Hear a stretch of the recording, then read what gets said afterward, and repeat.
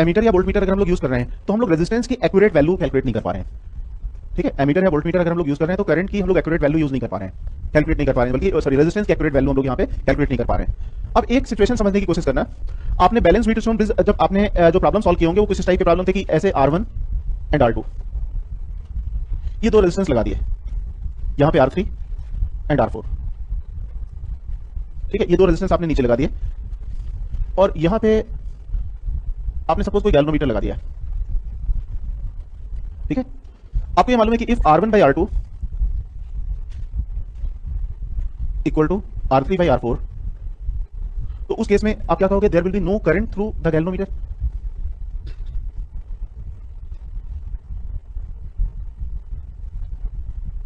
ठीक है, गैल्वेनोमीटर की ब्रांच से कोई करंट नहीं पास होगी, क्यों? Potential difference across the point A and B will be same. This is okay, यहां तक समझ में आ गया। सपोज आप यहां पे एक अननोन रेजिस्टेंस ले लो, ये यहां तक आपको समझ में आ गया कि हम लोग यहां पे व्हीटस्टोन ब्रिज में ये थ्योरम हम लोग यूज करते थे कि अगर R1 by R2 equal to R3 by R4 the potential difference across A and B will be the same, there will be no current passing through branch AB, that is the galvanometer reading will be 0।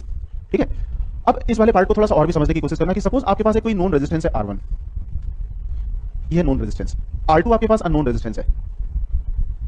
ठीक है, R1 आपके लिए known resistance है, मैंने यहाँ पे जो R1 बनाया हुआ है that is a known resistance. और नोन रेजिस्टेंस हम लोग कैसे लेते हैं कि सपोज हम लोग कोई रेजिस्टेंस बॉक्स यहाँ पे लगा दें, तो जो रेजिस्टेंस हम लोग यहाँ पे जो नॉब हम लोग हटाएंगे, डिटैच करेंगे, वो रेजिस्टेंस इस ब्रांच में अटैच हो जाएगा। रेजिस्टेंस बॉक्स क्या होता है कि उसमें कई रेजिस्टेंस लगे होते हैं और वहाँ पे नीचे लिखा होता है रेजिस्टेंस की वैल्यू, जो रेजिस्टेंस आप नॉब हटाते हो वो रेजिस्टेंस अंदर कनेक्ट हो जाता है। तो that is R1 is a known resistance, R2 is a known resistance, ये अननोन रेजिस्टेंस है। अब आपने ये भी मालूम है कि एक कोई वायर है आपके पास से 1 मीटर का वायर आपने ले लिया, रेजिस्टेंस वायर ले लिया। आपको ये भी मालूम है 10th क्लास में कि resistance is proportional to the length for the uniform cross section area, क्योंकि फॉर्मूला क्या होता है, R equal to rho L divided by A होता है, राइट। तो resistance is proportional to length. आपने यहाँ पे रेजिस्टेंसेस लगाने के बजाय एक वायर यहाँ कनेक्ट कर दिया और इस वाले सेटअप को एक बैटरी से ऐसे कनेक्ट कर दिया। ठीक है, इसके बाद फिर आपने यहाँ पे एक की और एक गैल्वेनोमीटर यहाँ पे कनेक्ट किया और ये जो की है वो स्लाइडिंग की है, जिस पॉइंट को ये टच करेगी say that point is B. अब यहाँ पे मैंने ब्लू कलर का जो लाइन बनाई हुई है, पाथ बनाई हुई है, that is the resistance. Sliding की को मैंने यहाँ पे टच कराते हुए इस वायर में मूव कराया। अगर मैं स्लाइडिंग की को यहाँ पे टच कराऊंगा, suppose this point is X, this point is Y, तो अगर टच कराऊंगा यहाँ पे बी पॉइंट पे, तो यहाँ पे एक्स बी जो लेंथ यहाँ पे इंक्लूड होगी वो रेजिस्टेंस से हो गया R3 और ये रेजिस्टेंस क्या हो जाएगा R4। जिस पॉइंट पे गैल्वेनोमीटर में कोई भी रीडिंग नहीं आती उस समय क्या इक्वेशन यहाँ पे फॉलो होगी, R1 by R2 equal to R3 by R4। लेकिन R3 और R4 का रेशो क्या हो जाएगा, लेंथ ऑफ द पार्ट्स, जो कि resistance is proportional to the length. और इस तरीके से हम लोग यहाँ पे अगर R1 की वैल्यू मालूम है, we can calculate the value of R2, हम लोग रेजिस्टेंस यहाँ पे कैलकुलेट कर लेंगे। ये समझ में आ गया। ये अब इस चीज को देखते हैं कि प्रैक्टिकल व्हीटस्टोन ब्रिज होता कैसे। यहाँ पे तो थ्योरेटिकल पार्ट यहाँ पे देखिए, अब इस वाले पार्ट को देखें कि प्रैक्टिकली हम लोग इस चीज को कैसे कनेक्ट करते हैं। ठीक है, यहाँ तक समझ में आ गया। देखिए हम लोगों ने यहाँ पे एक रेजिस्टेंस बॉक्स लगाया हुआ है। रेजिस्टेंस बॉक्स इसी तरह का होता है, इसमें नॉब्स लगी होती हैं ऊपर और इनमें वैल्यू लिखी होती है 1 2 4 5 10 20 40 50 100 एंड 200। इनमें से हम लोग कोई भी दो भी नॉब हटा सकते हैं। दो नॉब हटा लेंगे तो सीरीज में दो रेजिस्टेंस कनेक्ट हो जाएंगे। जैसे हमने 20 और 5 हटाया तो 25 उसमें कनेक्ट हो जाएगा, राइट। और यहाँ पे आप देख रहे हो कि मैंने एक वायर लिया हुआ है, एक थिक ब्लैक कलर का वायर, और रेजिस्टेंस ऑफ द वायर यहाँ पे लेंथ के प्रोपोर्शनलिटी में, और रेजिस्टेंस हम लोग 1 ओम पर सेंटीमीटर के टर्म में इधर पे एक्सप्रेस कर रहे हैं। मैंने एक बैटरी लगाई हुई है, राइट। मैंने यहाँ से एक रेजिस्टेंस यहाँ से निकाल लिया, ये रेजिस्टेंस निकाल लिया, देखो 40 से अटैच हो गया। ठीक है, अब R1 की जगह क्या आ गया 40। जो अननोन रेजिस्टेंस है इसकी वैल्यू मुझे नहीं मालूम है। अब मैं क्या करूंगा कि यहाँ पे की को क्लोज करूंगा, बैटरी कनेक्ट कर दूंगा। अभी देखो डिफ्लेक्शन आ रहा है गैल्वेनोमीटर में, इसका मतलब क्या होगा कि जहां पे ये टच कर रही है की वो नो डिफ्लेक्शन पॉइंट नहीं है, बैलेंस व्हीटस्टोन ब्रिज नहीं है। अब मैं क्या करूंगा, इस की को स्लाइड कराऊंगा।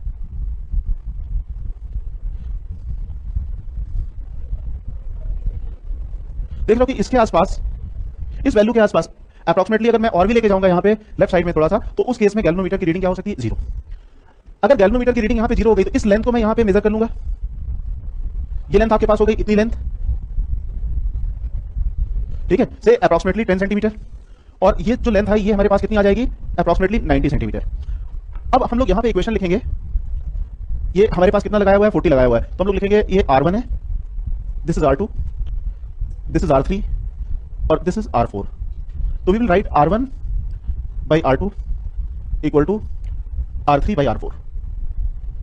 ओके, R1 की वैल्यू हमारे पास कितनी है, 40 divided by R2 equal to, अब यहाँ पे लेंथ आपको मालूम है प्रोपोर्शनल टू द रेजिस्टेंस है, तो यहाँ पे क्या लिख सकते हैं 10 डिवाइडेड बाई 90। अब हम लोग यहाँ पे R2 की वैल्यू कैलकुलेट कर लेंगे। ये समझ में आ गया, this is the practical Wheatstone bridge, this part is okay, ठीक है ना। अब इसमें जो क्वेश्चन, इसमें इसी पे बेस्ड क्वेश्चन दिए जाते हैं। आपको वहाँ पे क्वेश्चन ऐसे दिए जाएंगे कि आपके पास एक अननोन रेजिस्टेंस लगाया हुआ है, रेजिस्टेंस बॉक्स से आपने इतना रेजिस्टेंस निकाल लिया, नॉब इतने वैल्यू की निकाल ली, मतलब क्या है कि आपने वो रेजिस्टेंस अटैच कर दिया। स्लाइडिंग की को आपने स्लाइड कराया, जहां पे नो डिफ्लेक्शन पॉइंट आ रहा है उसको नल पॉइंट भी कहते हैं, उसकी लेंथ आपको मालूम है लेफ्ट साइड से, तो 100 में हम लोग सब्ट्रैक्ट करेंगे तो हमारे पास क्या आ जाएगी, दूसरी साइड की लेंथ आ जाएगी। And we know the resistance of the path is also proportional to the length, तो अब हमारे पास अननोन रेजिस्टेंस की वैल्यू आ जाएगी। दिस इज ओके, ठीक है। ये हमारे पास व्हीटस्टोन ब्रिज है, लेकिन व्हीटस्टोन ब्रिज का एक रिफाइंड फॉर्म जो होता है वो होता है मीटर ब्रिज। मीटर ब्रिज का स्ट्रक्चर देखो इस टाइप से होता है, ठीक है। ये हमारे पास जो मीटर ब्रिज है ये एक अप्रोक्सीमेटली हम लोगों ने प्रैक्टिकल व्हीटस्टोन ब्रिज बनाया हुआ है, लेकिन एक्चुअल में मीटर ब्रिज कैसा होता है उस चीज को समझ लीजिए, ठीक है। यहां तो हम लोगों ने कॉन्सेप्ट समझ लिया डायग्रामेटिकली थोड़ा, लेकिन एक्चुअल में जो मीटर ब्रिज दिखाई देता है वो इस टाइप से होता है। यहां पे मैं आपको एक्सप्लेन कर देता हूं कि नीचे वाला पार्ट, इस वाले पार्ट को आप समझ लीजिए, जो मैं इस वाले पार्ट को हाईलाइट कर रहा हूं यहां पे, ये पार्ट, यहां पे एक बैटरी लगी हुई है, की कनेक्टेड है इस बैटरी के साथ, और एक रेजिस्टेंस वायर कनेक्टेड है यूनिफॉर्म क्रॉस सेक्शन का एसी, ठीक है। इसकी लेंथ मीटर ब्रिज है 1 मीटर रखेंगे। ए से हम लोगों ने यहां पे एक इन्वर्टेड एल टाइप का एक स्ट्रक्चर कनेक्ट किया हुआ है, इन्वर्टेड एल। इनफैक्ट ये थिक कॉपर स्ट्रिप होती है। थिक कॉपर स्ट्रिप से कनेक्ट क्यों करते हैं, एक तो कॉपर की रेजिस्टिविटी कम होती है, और इसकी थिकनेस ज्यादा होने का मतलब क्या हुआ, एरिया ऑफ क्रॉस सेक्शन ज्यादा होना, और रेजिस्टेंस होता है rho L divided by A, resistivity कम है, एरिया ऑफ क्रॉस सेक्शन ज्यादा है यहां पे, तो resistance of this strip will be very small, ठीक है। और अब इस वाले स्ट्रिप से हम लोग रेजिस्टेंस बॉक्स का लेफ्ट साइड का एंड कनेक्ट कर देते हैं। रेजिस्टेंस बॉक्स का राइट साइड का जो एंड होता है एक flat strip, again copper strip के साथ कनेक्टेड होता है, ये वाली कॉपर स्ट्रिप, और इस फ्लैट स्ट्रिप के राइट साइड में हम अननोन रेजिस्टेंस कनेक्ट कर देते हैं। This is the unknown resistance, ठीक है। ये आपके पास यहाँ पे जो राइट साइड में आपने लगाया that is the unknown resistance. Unknown resistance का दूसरा and again inverted L copper strip के साथ कनेक्टेड होता है, और फाइनली वायर के दूसरे एंड से अब हम लोग यहाँ पे फ्लैट स्ट्रिप के मिडिल में एक गैल्वेनोमीटर और स्लाइडिंग की कनेक्ट कर देते हैं, और रेजिस्टेंस बॉक्स से एक नॉन रेजिस्टेंस हम लोग यहाँ पे निकाल लेते हैं, या रेजिस्टेंस हम लोग कहें कि नॉब निकाल लेते हैं, रेजिस्टेंस कनेक्ट कर देते हैं। इसके बाद स्लाइडिंग की को हम लोग यहाँ पे स्लाइड कराते हैं, जिस पॉइंट पे डिफ्लेक्शन नहीं आता उस रीडिंग को नोट कर लेते हैं, से एल, तो दूसरे साइड में लेंथ हो जाएगी 100 माइनस एल, तो रेजिस्टेंस का रेशो कितना हो जाएगा, L divided by 100 minus L. Resistance box से आपने आर रेजिस्टेंस निकाला है, तो R divided by S equal to L minus L divided by 100 minus L, और अब हमें एल की वैल्यू मालूम है, आर मालूम है, एस कैन बी कैलकुलेटेड। यहां तक समझ में आ गया, ठीक है। तो अब यहाँ पे फाइनल कैलकुलेशन हम लोग इस तरीके से कर लेते हैं। Let the resistance between A and B is P, resistance between B and C is Q, तो पी और क्यू का रेशो क्या हो जाएगा, L divided by 100 minus L, okay. आप इसको इस फॉर्म में ना भी लिखें तो भी आप डायरेक्ट लिख सकते हो, क्योंकि resistance is proportional to the length. यहाँ पे L multiplied by small R is the balance Wheatstone bridge है, इससे हम लोग फिर फाइनल रेजिस्टेंस एस कैलकुलेट कर सकते हैं, ओके। यहां तक क्लियर। अब इसमें क्वेश्चंस देखो कैसे पूछे जाते हैं, एक इस सिचुएशन को ध्यान से देखें, बहुत आसान क्वेश्चंस होते हैं ये, स्कोरिंग क्वेश्चन होते हैं। सबसे ज्यादा जो प्रैक्टिस करनी पड़ती है करंट इलेक्ट्रिसिटी में, एक सर्किट की प्रॉब्लम्स और रेजिस्टेंस की प्रॉब्लम की प्रैक्टिस करनी होती है। इनमें हमें टाइम ट्यून करना पड़ता है, टाइम फ्रेम में हम लोग को क्वेश्चन सॉल्व करने की काफी प्रैक्टिस करनी होती है। ये तो आसान होगा, इसमें दिक्कत नहीं आएगी। आपको मालूम है x divided by 3 that would be equal to 40 divided by 60, मतलब ठीक है ना, इनमें कोई प्रॉब्लम तो नहीं आएगी सॉल्व करने में, ठीक है। दिस इज ओके, ठीक है ना। अच्छा, अब ये तो सबसे आसान क्वेश्चंस हो गए, लेकिन कई क्वेश्चंस ऐसे होते हैं जो एक्सपेरिमेंट के डायरेक्ट क्वेश्चन होते हैं, उनमें आपको कैलकुलेशंस करने होते हैं। मैं आपको एक एक्सपेरिमेंटल क्वेश्चन इसमें देता हूं, उसमें अप्रॉक्सीमेट कैलकुलेशन करने की कोशिश करना, या अपनी तरफ से पहले उसे रीजनिंग करने की कोशिश करना, ठीक है। मैं सीधे सीधे एक्सपेरिमेंट का क्वेश्चन इसमें देता हूं। देखो इस मीटर ब्रिज में आपने गैप्स में दो रेजिस्टेंस अटैच किए हुए हैं, एक्स और वाई, और आपने स्लाइडिंग की को एक बैलेंस पोजीशन में यहां पे रखा हुआ है, ऐसे D position is the balance position, जहां पे स्लाइडिंग की इस समय पोजीशन है। इस सिचुएशन को ध्यान से पढ़िए। Figure shows the metre bridge consisting of two resistor X and Y together in parallel with a meter long wire of uniform cross section। देखो यहाँ पे एक चीज और भी याद रखनी होगी कि जो ये वायर यूज किया जाता है यहाँ पे मीटर ब्रिज में, एक्सपेरिमेंट के पॉइंट ऑफ व्यू से कुछ पॉइंट्स होते हैं जो डायरेक्ट पूछ लिए जाते हैं। ये ऐसा वायर होता है जिसका रेजिस्टेंस टाइम के साथ साथ या हीट के साथ साथ वेरी नहीं करता। मतलब इसमें अगर करंट फ्लो होती है, आपको मालूम है कि करंट फ्लो होगी तो हीटिंग होगी, अगर हीटिंग होगी तो रेजिस्टेंस वेरी कर सकता है, अगर रेजिस्टेंस वेरी कर जाएगा तो यहाँ पे रीडिंग का चेंज आ जाएगा। तो यहाँ पे हम लोग जो वायर रखते हैं वो ऐसे मटेरियल का रखते हैं जहाँ पे करंट की वैल्यू या रेजिस्टेंस की वैल्यू यहाँ पे चेंज ना हो। यहाँ तक क्लियर है? स्टेप एक बार देख लो, नेक्स्ट क्लास में भी इसको डिस्कस करेंगे हम लोग। जहां तक कि लास्ट टाइम हम लोगों ने कर लिया था, कि रेजिस्टेंस मेजरमेंट के लिए एमीटर और वोल्टमीटर से हमें एग्जैक्ट रीडिंग नहीं आती, एक्यूरेट रीडिंग नहीं आती। आपने देखा था कि कुछ ना कुछ उसमें एरर्स आ रही थी रेजिस्टेंस मेजरमेंट में, राइट। रेजिस्टेंस मेजरमेंट में हमारे पास अगर वोल्टमीटर एमीटर यूज कर रहे थे तो उसमें हमें अलग अलग सेटअप करने पड़ रहे थे मिनिमाइज करने के लिए एरर। मतलब क्या हुआ, हाई रेजिस्टेंस मेजरमेंट के लिए डिफरेंट सेटअप था और लो रेजिस्टेंस मेजरमेंट के लिए हमारे पास डिफरेंट सेटअप था, राइट। हम लोग इसके कॉन्सेप्ट को कुछ इस तरह से लर्न करते थे कि मीटर ब्रिज के एक प्रैक्टिकल डायग्राम को देख लें कि एक 1 मीटर का वायर होता है और 1 मीटर के वायर का area of cross section uniform होता है, वहां एक मीटर स्केल लगी होती है। और हम लोग जब बैटरी इसे क्लोज करते हैं तो ये जो नीचे वाला वायर है, नीचे वाला लूप है, वो कंप्लीट हो जाता है और इसमें करंट फ्लो होने लगती है। लेकिन अगर हम लोग इसके राइट साइड में, extreme right side, left side और राइट साइड में ये दो वायर कनेक्ट कर दें, एक वायर में हम लोग रेजिस्टेंस बॉक्स और दूसरे वायर के लास्ट में हम लोग अननोन रेजिस्टेंस लगा दें, और उनके मिडिल में फिर से एक वायर लगा दें, और उनके मिडिल में हम लोग एक गैल्वेनोमीटर लगा दें, तो अब सिचुएशन क्या होगी कि जैसे ही हम लोग की को क्लोज करेंगे, रेजिस्टेंस बॉक्स का यहाँ पे रूल क्या होता है कि ये नॉन रेजिस्टेंस यहाँ पे कनेक्ट किए जाते हैं। अगर हम लोग कोई भी की अगर यहाँ पे ओपन कर लेते हैं तो वो रेजिस्टेंस यहाँ पे कनेक्ट हो जाता है। हमने यहाँ पे 100 की यहाँ पे ओपन कर ली, 100 ओम यहाँ पे कनेक्ट हो गया। अब 100 ओम कनेक्ट हो गया और यहाँ पे हम लोग ये की क्लोज करें तो देख रहा हो कि यहाँ पे रीडिंग आ रही है इसकी गैल्वेनोमीटर की। इसका मतलब क्या हुआ कि ये जो बीच वाली ब्रांच है, गैल्वेनोमीटर की ब्रांच है, वहां पे करंट फ्लो हो रही है, उसके अक्रॉस पोटेंशियल डिफरेंस आ रहा है। ठीक है, अब हम लोग यहाँ पे क्या करेंगे कि इस की को इस बेंच में स्लाइड कराएंगे। ठीक है, अब देखेंगे कि यहाँ पे जिस समय गैल्वेनोमीटर एकदम मिडिल में हो जाए तो इसका मतलब क्या होगा कि गैल्वेनोमीटर की रीडिंग उस टाइम में कितनी हो जाएगी, 0। गैल्वेनोमीटर की अगर रीडिंग 0 हो जाएगी तो उस केस में रेजिस्टेंस जो हमने रेजिस्टेंस बॉक्स से निकाला हुआ है 100, तो 100 R1 हो गया वैल्यू V2 स्टोन में, R2 कितना हो गया हमारे पास, अननोन रेजिस्टेंस हो गया। हम लोग R2 का अननोन रेजिस्टेंस ले लें और यहां से इस लेंथ को, सपोज ये रीडिंग हमारे पास 0 है, सपोज दिस रीडिंग इज 0, और ये आपके पास यहां से L है, और ये हमारे पास हो जाएगा 100 माइनस L। ठीक है, ये हमारे पास हो जाएगा R1, this is R2, this is R3 and R4। तो हम लोग यहां पे लिखेंगे R1 by R2 equal to R3 by R4, it is balance V2 stone. ठीक है, अब ये वैल्यू हमारे पास R1 की वैल्यू कितनी है, 100 डिवाइडेड बाई R2। तो आपको मालूम है कि resistance is proportional to the length, क्योंकि rho L divided by A formula होता है, तो resistance is proportional to the length, तो यहां पे कितना आ जाएगा, L divided by 100 minus L।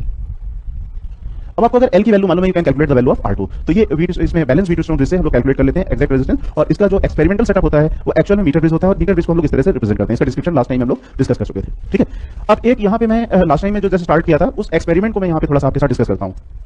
उस वाले पार्ट को रफली आपको अप्रॉक्सिमेटली कैलकुलेट करना, क्योंकि एक्सपेरिमेंटल जो क्वेश्चंस होते हैं वो रियल डेटा पे बेस्ड होते हैं, और रियल डेटा में जो कैलकुलेशंस होते हैं वो मैनिपुलेट नहीं किए जा सकते, वहां पे आपको डिवीजन, मल्टीप्लिकेशन, एडिशन जैसे प्रोसेस करने पड़ जाते हैं। तो एक सिचुएशन में मीटर ब्रिज की आपको थोड़ा सा प्रैक्टिस के लिए देता हूं। देखिए, ये एक V2 स्टोन ब्रिज है, practical V2 stone bridge metre bridge होता है, से मीटर ब्रिज है, इसमें 1 मीटर वायर है, AC इज 1 मीटर वायर, और इसमें जो दो गैप हैं उसमें X और Y रेजिस्टेंस हमने लगाए हुए हैं। की हम लोग यहाँ पे क्लोज करेंगे, ये की है, की को अगर हम लोग क्लोज करेंगे यहाँ पे और की को फिर स्लाइड कराना शुरू करेंगे, जिस समय डिफ्लेक्शन नहीं आएगा गैल्वेनोमीटर का, उस पॉइंट को हम लोग कहते हैं नल पॉइंट। ठीक है, अब नल पॉइंट हम लोग लेंथ कैलकुलेट कर लेंगे, वो हो गई हमारे पास लेंथ लेफ्ट से मेजर की जाती है। अगर क्वेश्चन में दिया जाए कि null point is achieved at this centimetre, इसका मतलब क्या होगा कि डिस्टेंस हमेशा मीटर, अगर कोई लगा हुआ है मीटर, इसको लेफ्ट से मेजर की जाएगी, तो अगर वो आपके पास 30 सेंटीमीटर है तो L 100 minus L will be equal to 70। ठीक है, तो यहाँ पे एक क्वेश्चन का फर्स्ट पार्ट कुछ इस तरह से हम लोग रिप्रेजेंट कर रहे हैं कि figure shows the metre bridge consisting of the two resistance X and Y together in parallel with a metre long. ये जो वायर होता है एक एलॉय वायर हम लोग यहाँ पे लगाते हैं। एलॉय वायर का रूल क्या होता है कि आपको मालूम है कि रेजिस्टेंस में अगर करंट फ्लो होगी वो हीटिंग देगा, और हीटिंग के साथ रेजिस्टिविटी चेंज होती है। अगर रेजिस्टिविटी चेंज होगी तो रेजिस्टेंस भी चेंज हो जाएगा। तो जो रीडिंग हमारे पास यहाँ पे है टाइम के साथ साथ वेरी करेगी, और यहाँ पे हमें एक्यूरेट रीडिंग नहीं मिलेगी। तो यहाँ पे हम लोग एक ऐसा एलॉय यूज करते हैं जिसका टेम्परेचर के साथ रेजिस्टेंस का वेरिएशन ना हो। ऐसा हम लोग एलॉय कैसे तैयार करेंगे कि कोई भी दो मेटल्स ले लेंगे, एक में रेजिस्टिविटी टाइम के साथ साथ इंक्रीज होती हो, एक में रेजिस्टिविटी टाइम के साथ साथ डिक्रीज होती हो। तो अगर हम लोग उसको कंबाइन करके एक एलॉय बनाएंगे तो हमारे पास रेजिस्टेंस का वेरिएशन टाइम और हीट के साथ साथ नहीं होगा। This is okay. तो हमने एक वायर लगा दिया इस टाइप का यूनिफॉर्म क्रॉस सेक्शन का, और यूनिफॉर्म क्रॉस सेक्शन कहते हैं, इसका मतलब क्या होगा कि resistance is proportional to the length. Okay, इसके बाद ये चीज आपके पास एक्सपेरिमेंट में मैं डिस्कस भी कर चुका हूं कि with the help of the movable contact D one can change the ratio of the resistance to the two segment of the wire until sensitive galvanometer G connected across B and D and shows no deflection. ठीक है, ये एक question का regular part है, यहां तक समझ में आ गया। इसके बाद ये इंपॉर्टेंट पार्ट है, इसको एक बार आप रीडिंग कर लीजिए कि the null point is found to be at a distance 33.7 centimetre. अब ये जो डिस्टेंस दी जा रही है वो डिस्टेंस कहां से होगी, लेफ्ट से, क्योंकि मीटर स्केल लगी हुई होगी उसमें 0 से लेफ्ट से राइट की तरफ इंक्रीमेंट होगा। तो हमारे पास नल पॉइंट कहां पे आ रहा है, 33.7 पे। This is okay. और the resistor Y is shunted by the resistance of the 12 ohm. Resistance Y जो है उसको शंट कर दिया हम लोगों ने 12 ओम के साथ। शंटिंग ऑफ द रेजिस्टेंस का मतलब होता है पैरेलल में लो रेजिस्टेंस लगाना। तो अगर हम लोग यहाँ पे 12 ओम का रेजिस्टेंस शंट कर देंगे तो इफेक्टिव रेजिस्टेंस जो Y जो ब्रांच में था उससे कम हो जाएगा। ये समझ में आ गया, शंट ऑफ द रेजिस्टेंस मतलब रेजिस्टेंस पैरेलल में वो भी कम कर देना। अब इसमें कह रहे हैं कि null point is shift distance 18.2 centimetre. अब यहाँ पे हमें समझना पड़ेगा नल पॉइंट अब शिफ्ट कर गया, कहाँ शिफ्ट कर गया, 18.2। पहले हमारे पास नल पॉइंट कहाँ पे आ रहा था, 33.7। अब शिफ्टिंग कहाँ जा रहा है, तो शिफ्टिंग लेफ्ट भी हो सकती है और राइट भी, लेकिन क्वेश्चन की लैंग्वेज से समझना पड़ेगा कि shifting will be toward the left side और राइट साइड। जरा बताएंगे कि which direction shifting should be, toward the left और टुवर्ड द राइट। ठीक है, ये चीज थोड़ा एनालाइज करो। That should be toward the right. देखो अभी आपके साथ डिस्कस किया था कि वाई वाली ब्रांच जो राइट साइड में है उसका रेजिस्टेंस कम कर दिया तो उसके करस्पॉन्डिंग लेंथ जो होगी वो भी कम हो जाएगी, राइट। अगर आपने रेजिस्टेंस वाई वाली ब्रांच का कम कर दिया तो वाई वाली ब्रांच के रेजिस्टेंस कम करने में जो वाई के करस्पॉन्डिंग राइट साइड की वायर की लेंथ है वो भी कम हो जाएगी। और पहले आपके पास आ रहा था 33.7 में, तो अब पहले राइट साइड की थी 100 माइनस 33.7 से 65.66 के आसपास जो वैल्यू आ रही थी, अब ये 66 से कम हो जाएगी। तो इसका मतलब क्या हुआ कि मूवेबल की should be shifted toward the right. ये समझ में आ गया कि मूवेबल की should be shifted toward the right. हमें इस तरह से डिसीजन लेने पड़ते हैं। यहां तक समझ में आ गया। अब क्वेश्चन है determine the resistance X and Y. Resistance X और वाई की वैल्यू हम लोग को कैलकुलेट करनी है। इसमें हमें कैलकुलेशन की प्रैक्टिस करनी पड़ती है। आसान प्रॉब्लम होते हैं उनमें कैलकुलेशन रिलेटिवली थोड़े से ज्यादा होते हैं। What is the value of x approximately value 7 के आसपास आनी चाहिए। अप्रॉक्सिमेटली 7, 6.8 या 6.9 के आसपास वैल्यू आनी चाहिए। And what is the value of Y approximately 13 के आसपास आनी चाहिए, राइट। देखो आप इस वाले पार्ट को कैसे करोगे, जो पहला स्टेटमेंट दिया हुआ है, फर्स्ट स्टेटमेंट दिया हुआ है कि नल पॉइंट 33.7 में आ रहा है, तो 33.7 तो दूसरे साइड में हो जाएगा 100 माइनस 33.7, तो x divided by y should be equal to 33.7 minus 100 minus 33.7। मतलब this equation is okay, we can write the first equation. Okay, first equation हमारे पास ये आ गई। हमने क्या किया है कि 12 ओम का रेजिस्टेंस यहां पे सेंड कर दिया है। यहां का रेजिस्टेंस हम लोग y डैश मान लें, तो y डैश कितना हो जाएगा, y multiplied by 12 divided by y plus 12। यहां तक ठीक है ना, y multiplied by 12 divided by y plus 12 हो जाएगा। दिस इज ओके, यहां तक समझ में आ गया ना, ठीक है। हम लोग y डैश की वैल्यू y के टर्म में ही लिख सकते हैं। अब देखो x तो एज इट इज है, तो अब आपके पास क्या हो जाएगा, x divided by y dash equal to new reading of the left side. New reading of the left side कितना हो जाएगा, 33.7 प्लस 18.2 जो भी दिया था, और दूसरे साइड में 100 से इतना हम लोग सब्ट्रैक्ट कर दें। ओके, हम लोग ऐसा कर सकते हैं। Now we are having the two equations and two unknowns.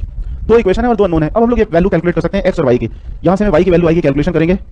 y की वैल्यू हमारे पास आ जाएगी सॉल्व करने के बाद 13.47। ठीक है, ये कैलकुलेशंस आपको प्रैक्टिस करने पड़ेंगे क्योंकि ये क्वेश्चंस कैलकुलेशन बेस्ड होते हैं। हमें टाइम मैनेजमेंट बहुत अच्छे से लर्न करना पड़ेगा यहाँ पे। और इसी तरह से x की वैल्यू हमारे पास आ जाएगी 6.85। दिस इज ओके, यहां तक समझ में आ गया अच्छे से।